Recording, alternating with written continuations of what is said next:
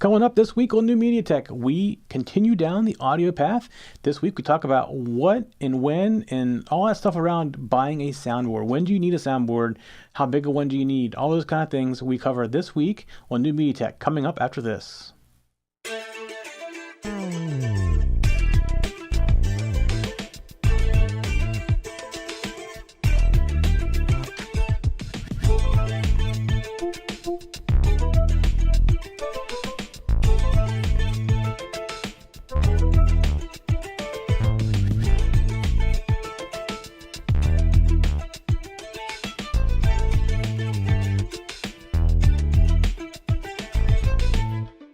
Hello, and welcome to episode 12 of New Media Tech.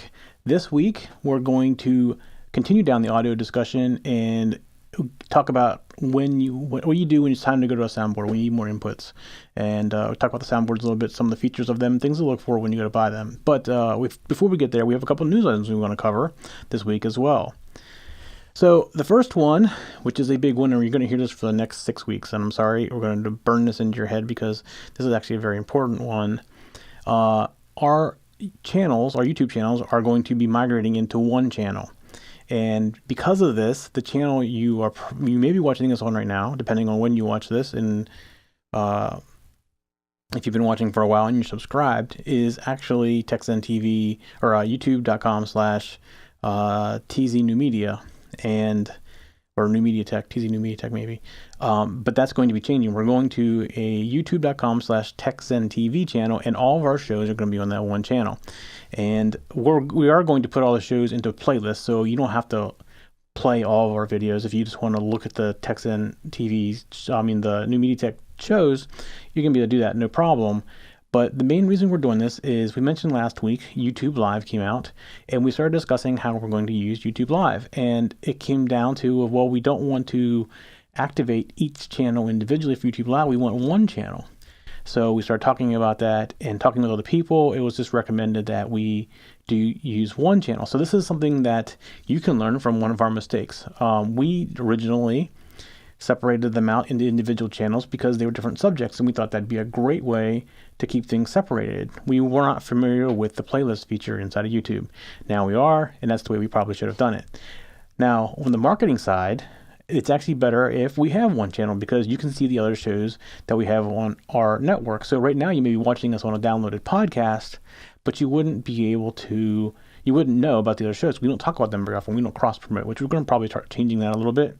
A couple of our security shows, we do mention different episodes across different shows because our Security 101 show sometimes has quick tips that we refer to in the Security Coded show, but in general, we don't cross-promote.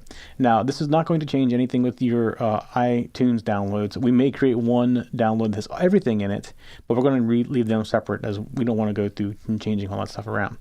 But we will in 6 weeks be moving to the single channel. Now, we're going to start doing it this week. This show is going to be on both channels, the new one and the old one. And the website's going to have the embedded video from the new channel, starting with this show and going forward. So to remind you for the next 6 weeks, we're going to keep talking about this every single week, that you need to go to the new channel and subscribe over there. So there's a couple of other things. We're going to ask you to go subscribe to the new channel because we need to get our subscriber count up above 1,000 so we can start doing YouTube Live. We would be able to do YouTube Live on any of our other channels. We have over 1,000 subscribers. So what we're going to be doing is asking all our subscribers to move to this new channel and subscribe so we can start broadcasting live on the TechZen TV channel. So we will, again, remind you this every week for 6 weeks, but go ahead and do it now. Before you forget, go ahead and move over to the new channel, hit subscribe. You can unsubscribe from the New Media Tech channel, or you can say subscribe, whatever you want to do. We're going to stop putting videos there in 6 weeks. So for the next 6 weeks, you're going to see them both places, but then you're going to be dropped off of here. So it's better to do it now while you're thinking about it, to go subscribe to the new channel. Okay, and we did mention that we're going to use a playlist there, so you don't have to go through every video. But definitely go do that. And it's youtube.com/TechZenTV. And you'll hear more about this coming up the next 6 weeks. And just so you know, episode 17 will only be on the new YouTube channel. That is the switchover point. So 16 is the last episode we will be doing on both channels. All right, so the other thing we want to talk about this week in the news area is the Electronic Frontier Foundation. If you're not familiar with them, they basically are a nonprofit organization that does keeps track of the protections for Electronic Frontier. They fight battles for you and I lots of times. And this comes down to something that's been going on and has been affecting other podcasters. There's a company called Personal Audio LLC that has sued 3 podcasters and sent demand letters to a number of others. Now, when they were contacted, they said they're only going after big companies like NBC and ABC, but I know at least one, Adam Carolla, who has gotten that same letter. And basically what they're saying is that they're violating the patents by putting out RSS or podcasts because their patent is generic enough that it covers episodic release of content, which is basically what a podcast is. So this could affect anybody who's doing new media broadcasting. It affects us, or could affect us. We've never been contacted by them, and we're probably small fish compared to other people, but this could affect you, or could affect me. It can affect anybody. So what the Electronic Frontier Foundation is doing is they're putting together this fund to go after and try to get that invalidated. So, and this is something, by its own admission, Personal Audio tried and failed at an attempt to make an audio player. Having failed at actually making something, it became a shell company that does nothing but sue on its patents. So this is like patent troll. You've probably heard that term before. So what I haven't put links in the show notes, but you can go to Electronic Frontier Foundation. It's EFF.org. And on the front page, you're probably going to find a link to this. And they're basically asking for donations to help pay for the legal bills to fight this. And I've already donated myself. So I have nothing against Personal Audio. I just don't particularly like patent trolls. And I do believe that their patent is not valid for a podcast. It's too generic, which is part of our patent breakdown system that we're having, with innovation. My personal feeling with our patent system needs to be rewritten or redesigned around the current technology. It was probably fine for back in the day, but now it's definitely stammering innovation, I believe. So, and part of the problem with podcasters is most of them don't make that much money. So most of the small podcasters, do it just for the love of what they're talking about. That's basically what we do here. We make a little bit of money, and that can grow. But if somebody gets sued me and said you got to pay royalties, I probably would just, drop the show. I don't know what I'd do at that point. So something to think about. All right, so those are the 2 main news items. I have a couple FAQs that came in this week, and we're going to talk about here after this next segment, which is upgrading to a soundboard. So last week we talked about getting your audio in, and we said about using USB microphones or those little dongles that I had that can bring in audio as well. But at some point you may want to go to more than one input. What do? Well, the simplest thing to do is go get a small soundboard. Now last week I showed you this one. This is an Alesis soundboard, and this one right here, and this is an 8-channel input. So, and the reason I showed you this to you last week is it has USB on the back. So you can go right in USB without any other audio device right out of this Alesis, and it works very well. So 8 channels is probably more than enough for the average podcaster. Let's say you want to add an additional mic, and you may want to do a Skype caller, and you want to bring your computer audio or like iPad audio or something in for music. Well, right there, we just added 5. So you have your mic, you have the extra mic, you have your Skype computer, and then you have your computer, and you could, these 2 are stereo, so it's 8 channels, but it's really technically the way you look at it is probably 6. So you have your 4 mic level inputs, and then you have your 2 stereo inputs. So the important thing to remember when you're looking at a soundboard to buy one is that it says it's 8 channels. This particular one, 2 of them are stereo. Stereo takes up 2 channels. So I have 8 channels, yes, but 2 of them are stereo. Right there goes 4 of them. So these 2 channels take up 4 because of being stereo. And then these are all mono. So that's just something to think about. You need to think about how many you need. You can probably get an 8-channel soundboard, probably find it fairly inexpensive. In fact, I might look here while I have you kind of captive to see what an 8-channel, like a Mackie or a Behringer mixer would cost. But something with 8 channels is probably enough for the average podcaster. Now, if you're doing a bigger show, maybe you got 4 people talking and a Skype guest right there, you got 5. You've already gone past the capacity of this board, unless you only use half of the stereo, which wouldn't really make sense so much. So that's something you have to consider. You know, how much, what's your budget, and where do you plan on going with it? In our case here, we use a 32 channel mixer, but we use it for so many other things other than just broadcasting, and that's why we have way overkill for what we use here. Let's see, 8 channel. Let's see what we get. So $109. You can find it from Sweetwater. B&H has a Behringer 802 for $64. So they're really, depending what you really want. The Behringer's first one I gave was a Xenix 1202, which basically has a lot of effects and stuff on it, which you probably don't need. So that actually is probably good you don't have it. So the one I saw here was B&H Photo, and it's a Behringer Xenix 802, and it's $64. So you basically could do this minus the USB. There's no USB in this. You still have a way to get in the computer for 8 channels. Now, one of the other things, and I get asked this all the time, is this particular board, in particular, when I show people to it, is there's no slide faders. And they're like, how do you turn the volume up now? Well, this round knob does the same thing as a slide fader. It doesn't matter that it's slide around. If you have some kind of aversion to turning the knob to adjust, that's one thing. But I personally don't care if it turns or it slides. Most of the smaller boards like this do have knobs versus throw faders or push faders. It's basically a saving in real estate in the design of the hardware. There may be some cost savings as far as the knobs versus the faders too. I'm not quite sure about that, but you typically on small boards, I guess it's round knobs. You can find them with slide faders, but it's not as often. So let's go through again a couple of the reasons you might want to do this. First of all, it allows you to have more than one input, more than one microphone, and it's not saying you can't have more than one USB microphone. You typically can, so that should not be a problem. It allows you to record to a physical recorder, something we haven't talked about before. So far, we've been talking about recording to the computer. Computers fail. Software crashes. So what if you were 58 minutes into your 60-minute show and the software crashed you were recording to? You'd be a little upset. Actually, I understand exactly how that feels because this show has been re-recorded because of an audio problem in our recorder that we didn't know we had until we went into post. So this is actually take 2 of this show.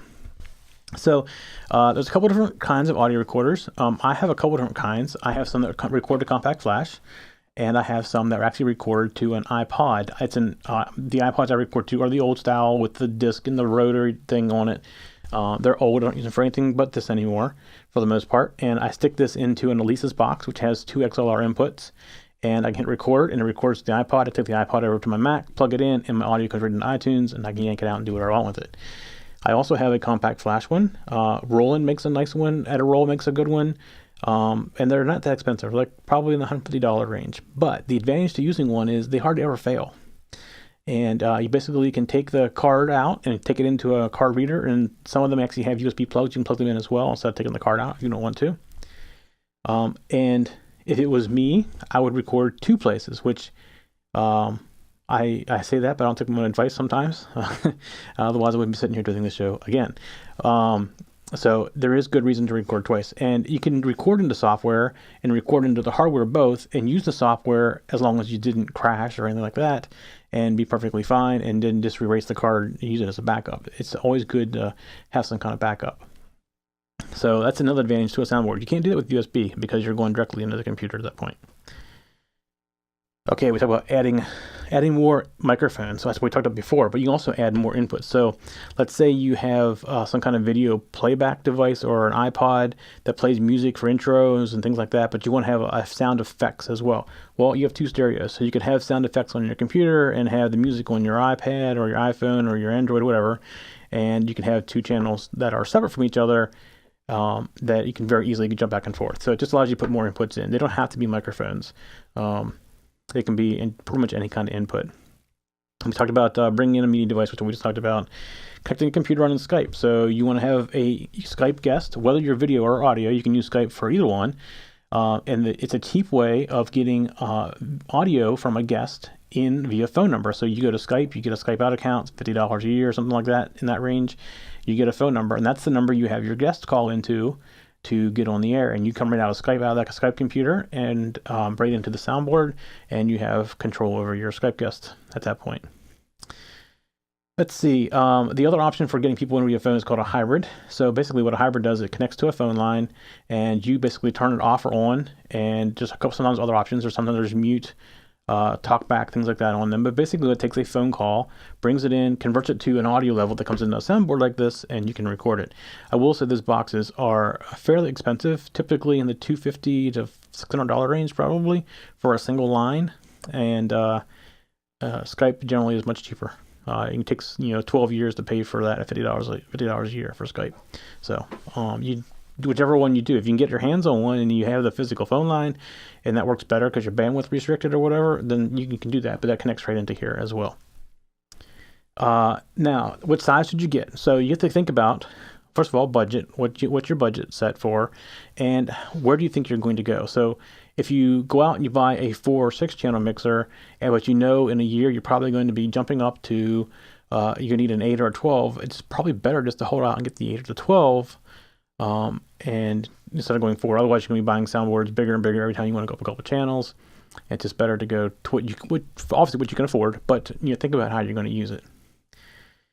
And again, just a reminder that if you look at a board, it's 8 channels with 2 stereo inputs. You really only have 4 mono inputs for microphones. The other 2 are stereo.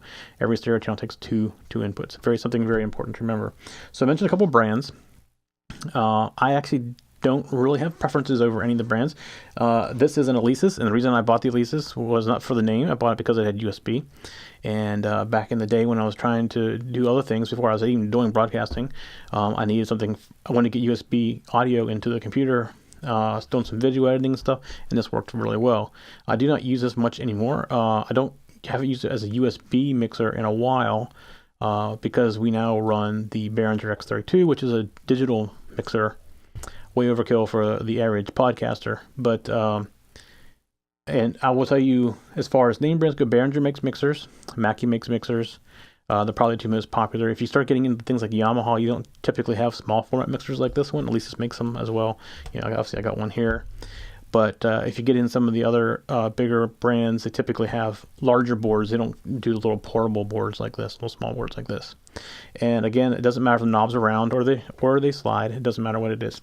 So there's a couple other things about a mixer, and I'm actually going to do a video on how to configure a mixer and set it up and plug it in, because you see, actually let me go to the overhead, and you can see all the stuff that's on here. Where'd my switcher go? There we go. So this is the mixer, and you see there's lots of plugs and lots of knobs. So and this one actually has an effects area right here, which I've always turned off. Like I said, I generally recommend you turn off effects. Don't add effects when you're recording. If you're going to do anything, do it in post, but you typically don't want much of an effect. You want to use the microphone's built-in features. So up top here, you see that there's the XLR inputs for your microphones. Excuse me. And there's also line-in inputs right here. So depending on what kind of plug you have, it's always better if you can use the balanced plug for the microphone right here. And then you have your gain, and we'll go through talk about gain in another video, because I think configuring the board, just much more we can talk about than just this week. We'll go into configuring the board and what all these different plugs do.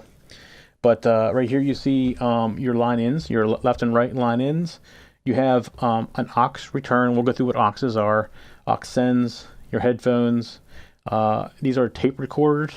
Depending on what you're using, you can use this to go into your computer as well.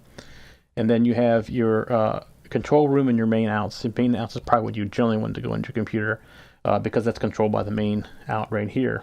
And if you have speakers in your room, you go into the control room and you can control the volume of your speakers with this knob right here. So I'm going to skip the effects area.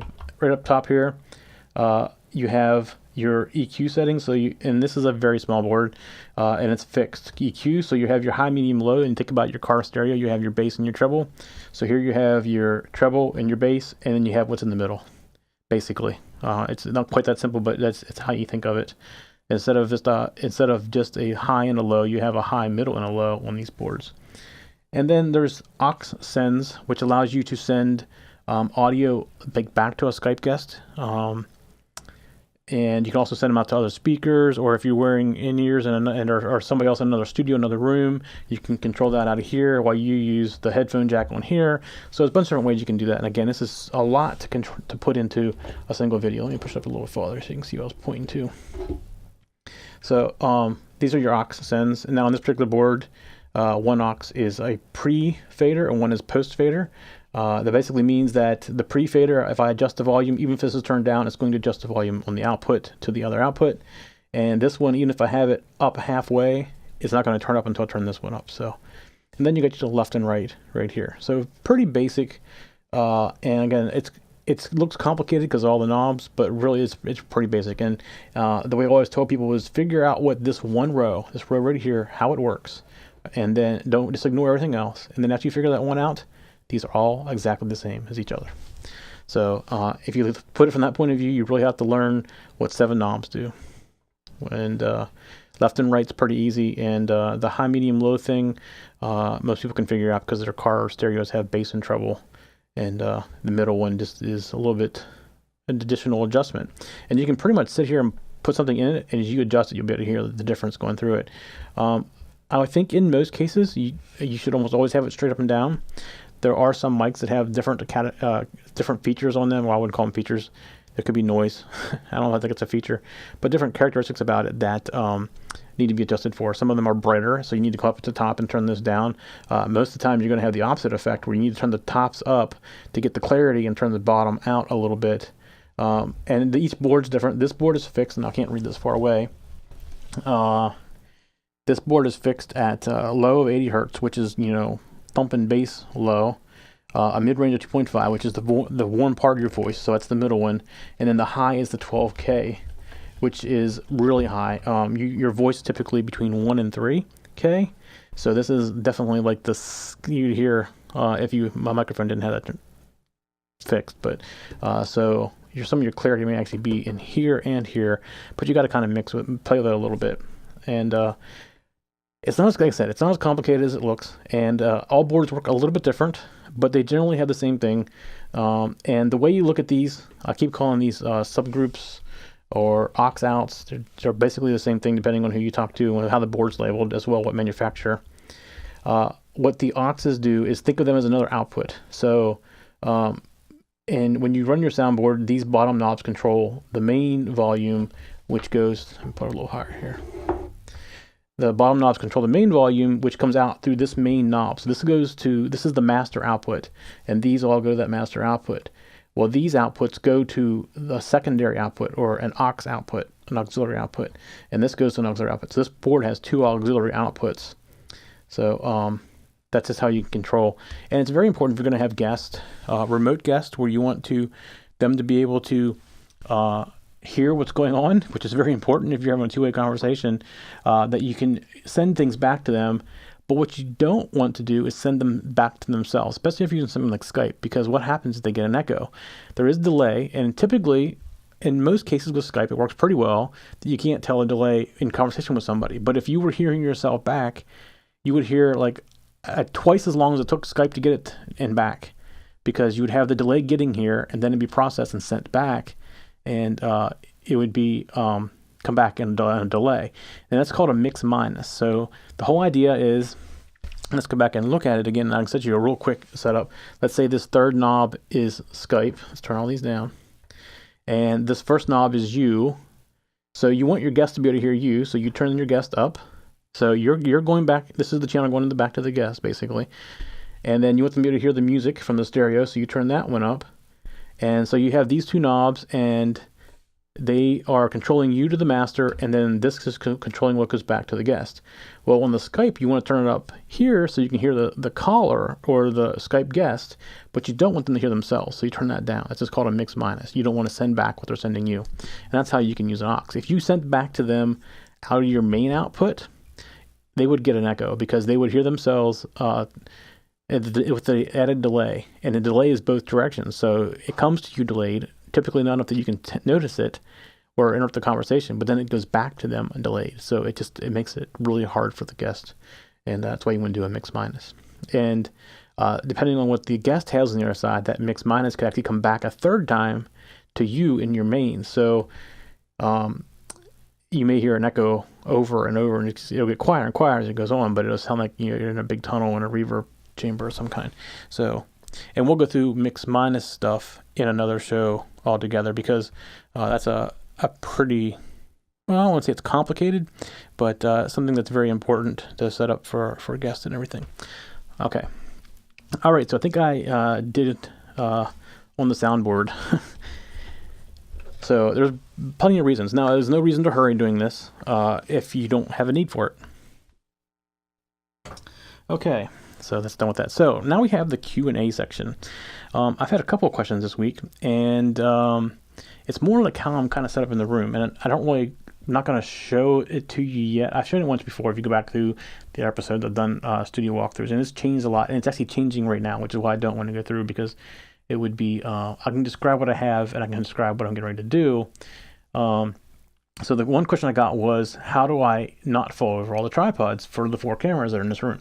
Well, the easy thing is I don't have tripods. So that came back with even more questions after I said that. So I'm going to explain a little bit what I do now. And technically, I do have one tripod in the room, but it's not a camera tripod. It is a tripod base on the bottom of a boom mic stand. And all of the cameras in here are either on boom mics or they're on mic stands, some kind of mic stand, or they're on roll bar mounts. And the roll bar mounts are getting ready to go away. That's the big change that's getting ready to happen. So what I have in this room is I have trussing around the upper edge, and the lights are all on the trussing. Coming down from that trussing, I don't know if you've ever seen the 2 monitors that you basically put a clamp on the desk, and it's a pole, and you can attach 2 monitors to it. I had them hanging from the truss, and I have monitors attached to them.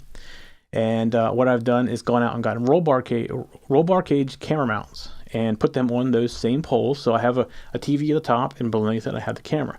Well, the problem with that is the camera's at this height, so it's pointing down at me, and we want to change that. We want to make it more at our level, but the pipes are not long enough for the monitor stand. So what we're doing is we're going out, and we use these outside of here. Sorry for the noise. These are clamps, and they're made by Manfrotto. So you see there's like 2 sides to it. You have a clamp there, and you have a clamp there. So these just screw in, and the idea is you can put this on any kind of pole. We use them outside of the studio for hanging lights, and we have singles too. These actually come apart. You see the button right here. You push the button, and you can put the light holder right in the slot. You can kind of see the slot here on the end. And so if you're hanging lights, all you need is a pole somewhere. You can just clamp this down to a pole and put your lights on. But when they're like this, what we can do is put this on the truss, and we will be like this on the truss, and we'll put another pole into here that's longer than these monitor stands. And we will then put another one of these on that's like this one, which I already have set up here. It's still the same clamp. We'll put this on the pole that's coming down, and you'll see what I have on here is a base mic stand. And some of these, I have some of these that are longer as well.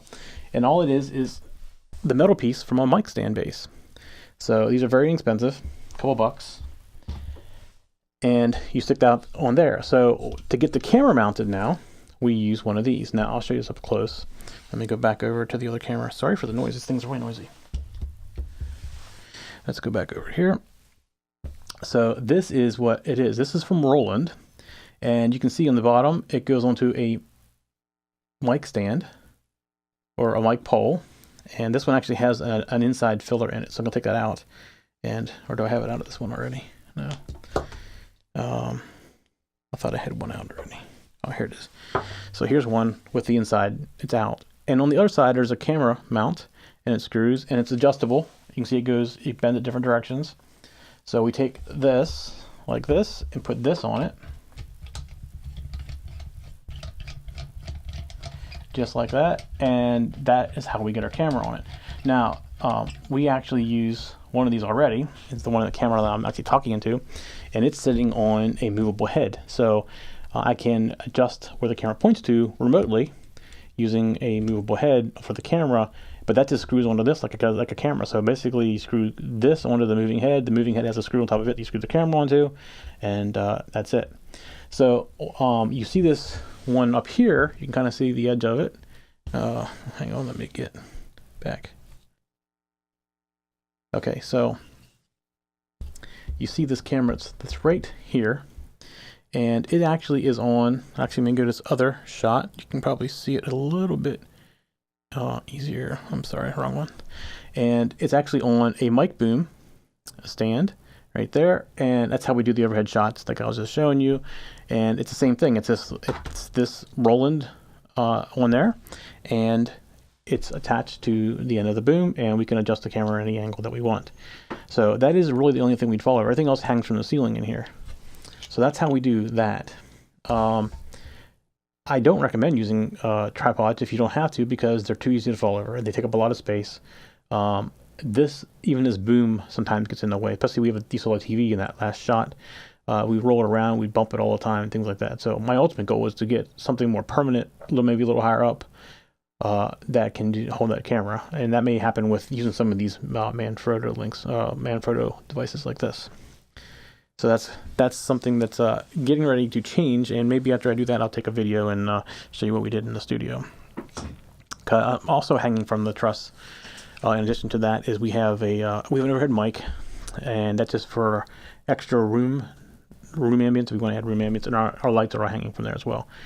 And then the other thing we do have kind of a tripod type base is we have a really heavy studio stand. It's kind of off to the edge of it. You can't see it in any of the cameras that we use when we do audio recording. You typically see people when they're singing with headphones on and recording in a recording studio. You see that mic that's coming down.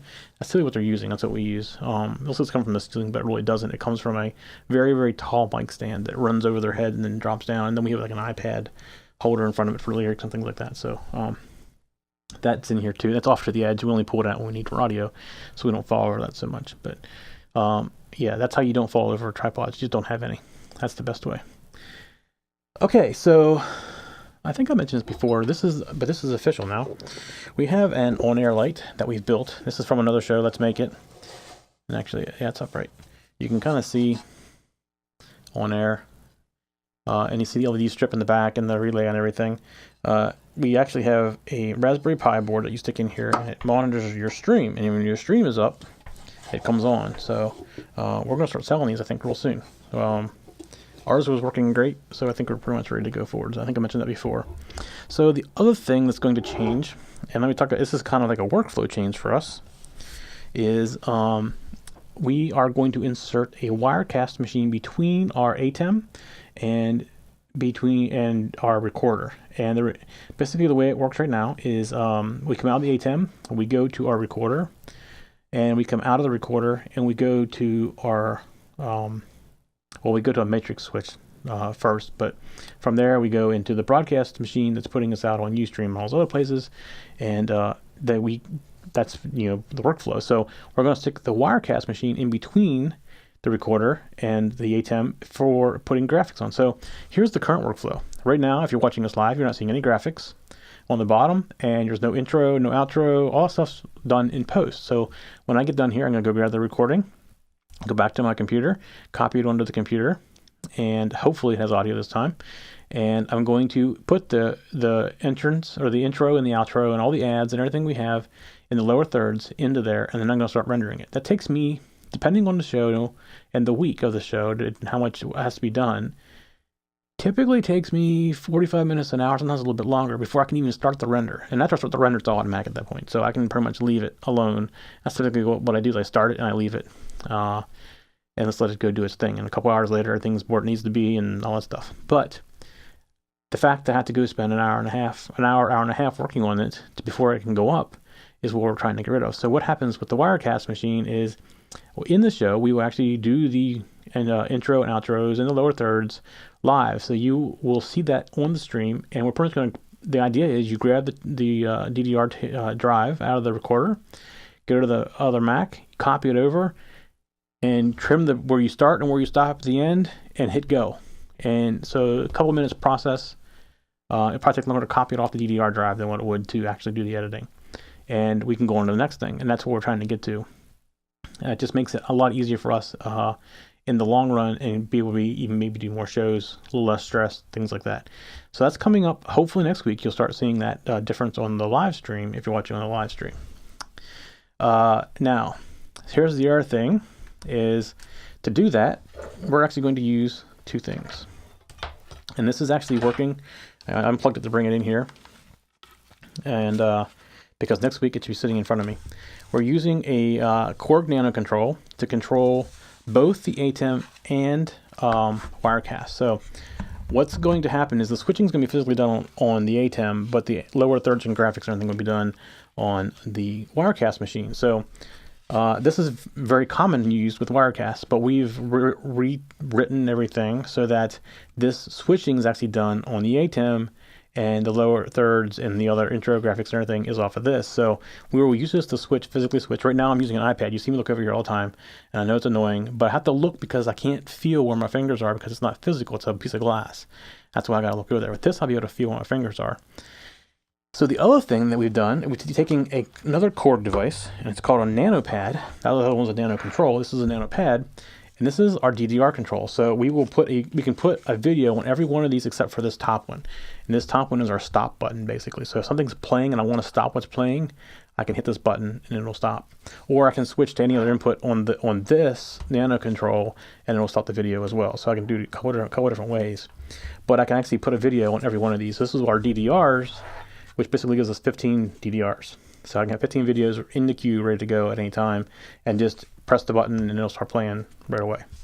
So that's all coming up next week. So you may see us have some issues. I'm sure as we do new things, we'll have issues. But that's what's going on with that. This show officially now has a time slot. This show never had a time slot before. We talked about a little bit last week about putting it on a Monday, and it is officially at 8 p.m. Eastern time. Right now it's Eastern Daylight Time. You go to texn.tv and you can watch us live. You can also on all the Ustream or Justin TV, wherever you're watching. You can come chat with us on the chat room. We officially have an 8 p.m. time every Monday now. Following this show every Monday, we're going to start doing Let's Make It. It used to be L's on Tuesdays. We're going to try to put a couple shows back to back. It's just easier to knock them out real quick in a row, and keep people that are in the chat room in there and talking with us. So come every Monday night now at 8 p.m. and watch this show. We have a couple other shows getting ready to come out. I think they're going to be all but one of them will be out probably this week. We have one called The Program, and it's going to teach programming. And the first couple weeks of the program are going to be programming basics. What are variables? What are condition statements? Some program structure. What's going on under the covers? Because I have the belief that if you understand what's going on under the language itself and what the language is doing, that you can understand what all languages do. And I think it's a great way to learn about programming, and you can jump from language to language. Every language has its uniqueness. Sometimes it's as simple as changing a language is a punctuation. Everything else is very, very similar, maybe a couple of different function names, things like that. Some things have, just little things like that. So we're going to spend the first couple of weeks talking about the basics, what's happening under the covers, and what you need to know to learn programming. And then we're going to start, I think, with Python. That's the first thing we're going to start with. And each language will be 12 weeks. We'll spend 12 weeks on a language, and then after that, we'll go to another language. I think in 12 weeks, you can probably get a good understanding of a language and be able to kick out and go on your own. If it comes interesting enough, maybe we'll go to a new show with a little bit deeper, like a look at a language, something like that. And I have a language planned out. I'm trying to find other people to do some of the training as well. I have some friends that are very good in other languages, much better than what I am. And I'll see if I get some of them involved as well to start doing these. These are all going to be bulk recorded. So sometime maybe hop in here in the library and you'll see us recording them. But we don't schedule it when we do that. We just do it when we have time. And if some of my friends start doing them, they may be doing it in their homes anyway, so they might not be recorded live. So what we do with bulk recordings is we come in and we record a number of them, typically more than one, otherwise it's not considered bulk, I guess. Like Mac Minutes and Security 101s, we do between 10 and 20 episodes at a recording cycle. We edit them all and put them in a timed release. So we don't really have an interactive part to those. And the program's going to be very similar to that. And that could change in the future. If there's enough interest in it and stuff like that, that could become a live show. But at this point, it's designed to be a bulk show. So, like I said, we have a couple other ones coming out. We have a tech news type show. It's Tech Geeks, and it's going to be talking about news. It's going to be like one of the problems I have with all these different tech shows is they talk for 2 hours about Android. Then you get another show, you talk for 2 hours about iOS, and you get another show, you talk about 2 hours about the tech news. And I want to try to put one into one show. Try to cover the most of the news, the big things. Be interactive. We're going to have a phone number where you can call in and things like that. And that's all coming down as well. And we have another one about church technology coming out as well. And these are all getting ready to start. And we have one more that we would like to do probably in the next month or two to get out there. And along with that, there's some other shows that are following, but there's some other changes that we're going to make prior to that. And I'm not quite ready to explain all that yet, but just think of it this way. TechZen TV, you think of tech shows, but we've done one show that was a fan-based show. We have another show we want to do for a fan-based show that I think I want to personally do and try to get some of my friends involved in with it. And that's one of my, what do you call them? Secrets. There's a show, Big Brother, that I like to watch, and it's I don't want to call it a dirty little secret, but it's one of those things where you just don't tell everybody you watch Big Brother. But I do watch Big Brother, and I like it. I think it's just the whole social thing around it is interesting to me. But I like to do a fan show, and it doesn't quite fit on TechZen. So if you think about it, TechZen is tech based, and we have some shows we want to do that aren't. So we're going to make some changes. TechZen's TV is not going away. Don't think about that. This is something new, and we'll explain more in the future. But it's going to be exciting because we have a bunch of other possibilities for shows after this, and shows that maybe I'm not on, which would be great. I don't mind being on shows, but I have a lot of shows I'd like to do that I just don't have the time to do. And people can do it much better and know the subject much better than I, and we want to expand on that. So that's all coming up. We'll talk about that all in a future show when it's all worked out. We're still working on all the kinks for all that stuff. I think that's it for this week. That was a lot. Like I said, this is the second time I've done this, so hopefully this one was better than the first one. I do want to remind you, again, you're going to hear me keep saying this, that we're moving the YouTube channel to youtube.com/TechZenTV. For all of the shows for New Media Tech are already there. The viewer counts are obviously nil, the view counts, because everything was done on this channel. But starting on this show, we're putting it on both networks or both channels for 6 weeks. After 6 weeks, it will not be on the New Media Tech channel anymore. It won't go away. It will stay there, but you won't find new videos. So what you need to do right now, while you're thinking about it, is go to youtube.com/TechZenTV and hit the subscribe button. And then that way you get updates for all the new shows that are being submitted, and you don't forget in 6 weeks you can't figure out what happened to us. That's what happened to us. So you're going to keep hearing us talk about this for the next 6 weeks. Sorry, you need to drill it in your head. We, like I said, we are at 8 p.m. now. We have a live show time. I would love to have you come, hop in at 8 p.m. on Monday nights. It's 8 p.m. Eastern time. Right now we're in Eastern Daylight Time, so it's UTC minus 5, something like that, minus 4. I don't know. I get confused with UTC times, but you can figure it out. It's Eastern Daylight Time, EDT, and come hop in the chat room. We'd love to have you in the chat room and interact with us. That's an awesome way. If you are watching us on YouTube and you haven't subscribed, well, first of all, go to TechZen TV, but hit the subscribe button. That helps us.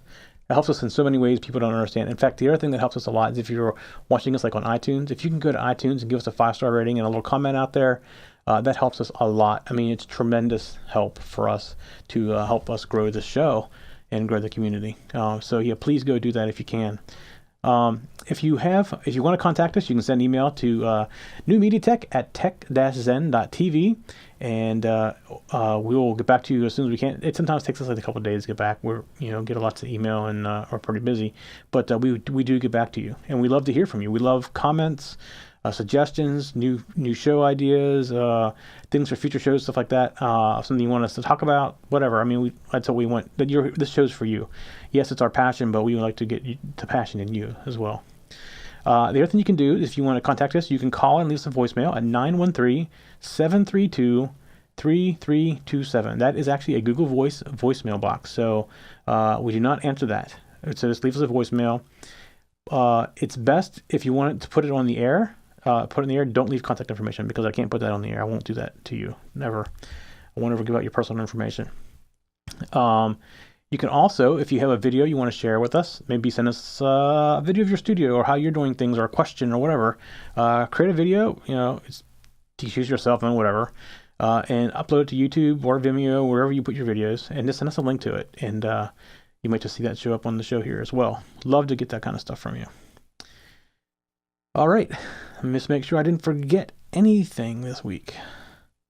Nope, I think that's pretty much it. I went through all the Q&As. All right. That's it. Take number 2 of the episode number 12. Hopefully this was better than the first take of number 12. I guess we'll never know, will we? All right. We'll see you all next week.